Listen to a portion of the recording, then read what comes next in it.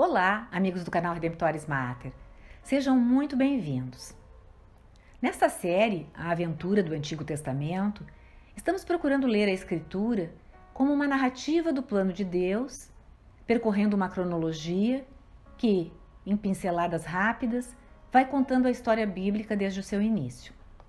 Ao lado dessa linha do tempo direta, há alguns livros que estão especialmente ligados a determinadas épocas da história.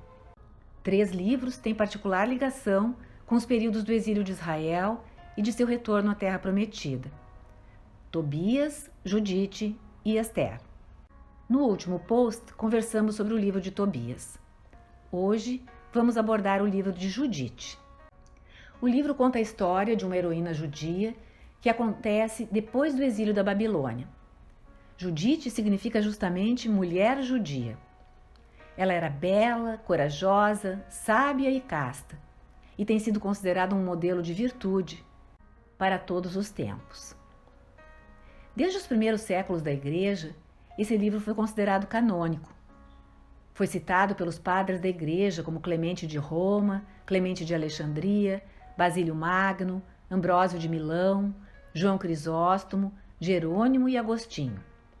A primeira metade do livro descreve a ameaça crescente a Judá, e especialmente a uma cidade daquela terra chamada Betúlia. A segunda parte narra o plano de Judite para salvar a cidade, terminando com a morte do general assírio Holofernes e o triunfo dos judeus sobre os assírios.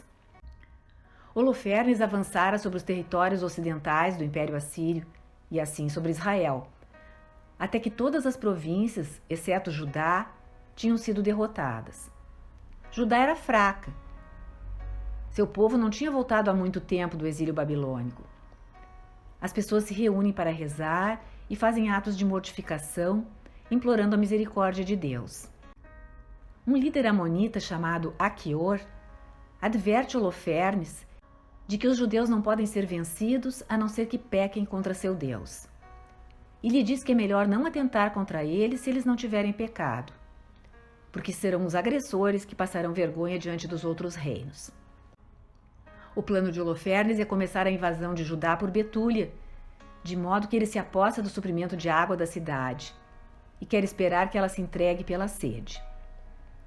É então que surge Judite, aquela viúva rica e prudente da tribo de Simeão, que repreende as lideranças do povo por sua falta de confiança em Deus.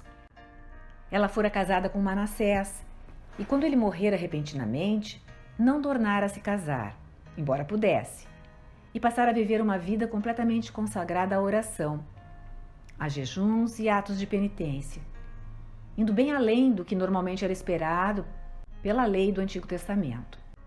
O exemplo de Judite mostra que não basta o cumprimento literal da Torá para agradecer a Deus. É preciso ser generoso e ir além. É um exemplo válido ainda hoje, em tempos de tanta acomodação, de as pessoas se contentarem com limites em sua zona de conforto e não darem o melhor de si para o Senhor. Judite pode ser comparada a outras grandes figuras do Antigo Testamento, como Salomão, Esdras e Daniel. No seu plano, ela se veste lindamente e parte com a sua empregada para fora da cidade. Logo são capturadas e levadas a Holofernes por oficiais assírios, todos encantados pela sua beleza. Ela promete revelar a Holofernes um estratagema pelo qual derrotar os betulianos. Holofernes manda servir uma refeição na sua tenda e eles dialogam. Pretendendo apossar-se dela, Holofernes lhe dá liberdade por 3 dias no seu acampamento e depois oferece um banquete, no qual bebe muito e cai no sono. Então Judite o mata com a espada e foge para Betúlia, levando a cabeça de Holofernes.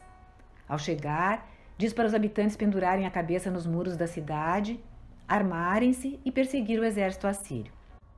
Este se dissolve e os betulianos obtêm a vitória. Aquior se convence do poder do Deus de Israel, converte-se e recebe a circuncisão.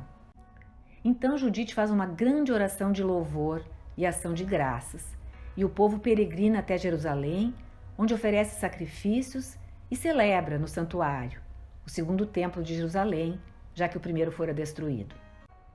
Judite vive até uma avançada idade É considerada uma heroína da fé, fé que foi expressada na coragem, como uma reminiscência do rei Davi, que vencera o gigante Golias.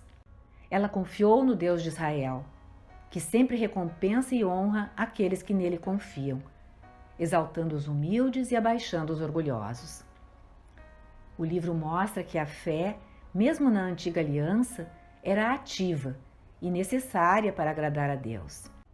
Antes de Judite morrer, ela liberta escravos e distribui suas propriedades entre a sua parentela, em 2 atos de caridade. Não se sabe quem é o autor deste livro bíblico.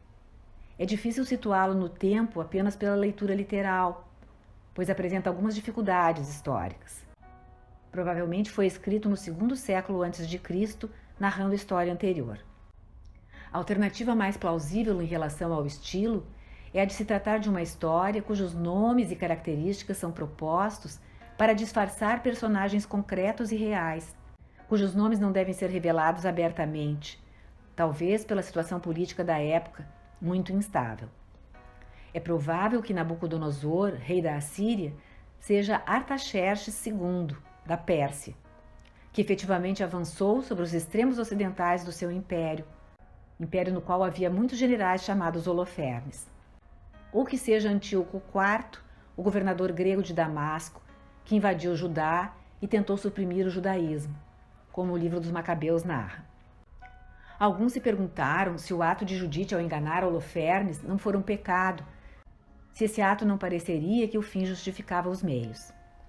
Tomás de Aquino responde afirmando que Judite é louvada não por mentir a Holofernes e enganá-lo, mas por seu desejo de salvar seu povo, expondo-se para isso, inclusive, ao perigo de ser morta. Judite representa o ideal da nação judaica. Apesar de bela, rica e sábia, ela não faz uso desses atributos para si mesma. Vai além das exigências da Torá para viver uma vida que agrade a Deus, e por isso obtém a salvação do seu povo. Por sua pureza e castidade, é uma manifestação da Virgem Filha de Sião, de que fala Isaías no capítulo 37 do seu livro, no versículo 22. Uma figura ideal de Judá e de todo Israel nos profetas do Antigo Testamento. A sua viuvez representa o estado do seu povo quando perdeu seu rei, o descendente de Davi, no exílio. É também um modelo para a recusa de alianças com os povos pagãos e os deuses dos gentios, esperando a vinda do Messias, o esposo de Israel. Ela finalmente representa o resto fiel de Judá, que vive um estado de pureza e ascetismo, também na espera da figura messiânica do filho de Davi. Em termos do Novo Testamento, Judite é o protótipo da esposa casta de Cristo, a Igreja, e também é uma prefiguração pessoal da Virgem Maria. Como Judite, casta em sua viuvez, derrota o inimigo de Israel pela sua sabedoria e o golpeia na cabeça, a Virgem Maria, a nova Eva, esmaga a cabeça da serpente, o antigo inimigo, Satanás, pela encarnação do Verbo e a oferta do seu filho. O padre Zéphir Clément Jourdain, na sua obra Somme des Grandeurs de Marie, explica as analogias entre Judite e Nossa Senhora, dizendo o seguinte: a grandeza de Judite não é senão uma pálida figura da magnificência de Maria. Nossa heroína orava por seu povo, cuja libertação ela se propusera empreender. Assim fez Maria Santíssima, cujas orações na terra atraíram a vinda do Salvador e agora no céu não cessa de interceder por nós. As homenagens que Judite recebeu de Osias e de todo o povo israelita não eram senão uma representação dos louvores dirigidos a Maria pelos patriarcas, profetas e todos os fiéis. E o adversário que Judite venceu, Holofernes, simbolizava imperfeitamente o inimigo do gênero humano, o demônio, o qual, 1000 vezes prostrado por terra, não deixa de renovar seus ataques. Não foi um anjo, um rei poderoso ou um grande profeta que Deus enviou para libertar seu povo, mas uma simples mulher, Judite. Para uma obra incomparavelmente maior, esmagar a cabeça da serpente infernal e dar um salvador ao mundo, o Altíssimo escolheu uma humilde virgem, Maria Santíssima. que trouxe a confusão ao império do demônio. Após ter mostrado ao povo de Betúlia a cabeça de Holofernes, Judite disse: quando o sol sair sobre a terra, tomareis cada um as suas armas e saireis, todos os guerreiros da cidade, para esmagar os assírios. O verdadeiro sol nasceu quando o Verbo de Deus se fez homem, no seio virginal de Maria. Doravante, iluminados pelos raios desse sol divino, podemos marchar ao combate contra o mundo, o demônio e a carne, contanto que estejamos com os olhos fielmente abertos a essa luz. No lecionário, nas liturgias da missa, o livro de Judite é pouco usado. A sua oração é a segunda opção para o salmo responsorial na missa comum da Virgem Maria e é o responsório próprio das festas de Nossa Senhora de Lourdes, Guadalupe e da dedicação da Basílica de Santa Maria Maior. Também é usada como opção nas missas comuns dos santos homens e mulheres, especialmente na memória de viúvas que foram canonizadas.